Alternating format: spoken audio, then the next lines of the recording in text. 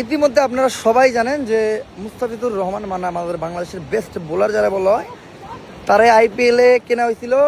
KKR কিনছিল 9 কোটি 20 lakh rupee দিয়া, যেটা বাংলাদেশের 12 কোটিরও উপরে বাংলাদেশি টাকায়।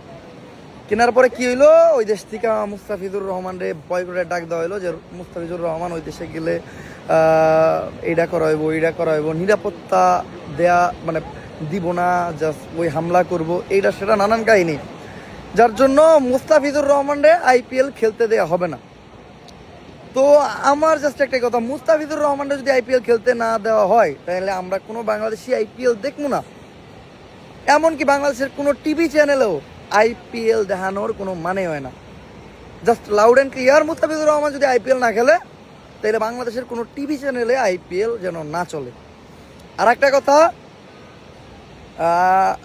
মানে একটা কথা হয়েছে যে মুস্তাফিজুর রহমানরে নাকি ইন্ডিয়াতে নিরাপত্তা দিতে পারবে না, তাই মুস্তাফিজুর রহমানরে আইপিএল থেকে বাদ দেওয়ার সিদ্ধান্ত হয়েছে। মুস্তাফিজুর রহমানরে যদি মানে মুস্তাফিজুর রহমানরে যদি তারা সিকিউরিটি দিতে না পারে, নিরাপত্তা দিতে না পারে, তাহলে আমাদের বাংলাদেশে বিশ্বকাপ খেলতে যাবো মানে ওয়ার্ল্ড কাপ খেলতে যাবো ইন্ডিয়াতে, তখন এতগুলা প্লেয়ারে কিভাবে নিরাপত্তা দিব? তাইলে ওয়ার্ল্ড কাপটাও বাদ দেখ।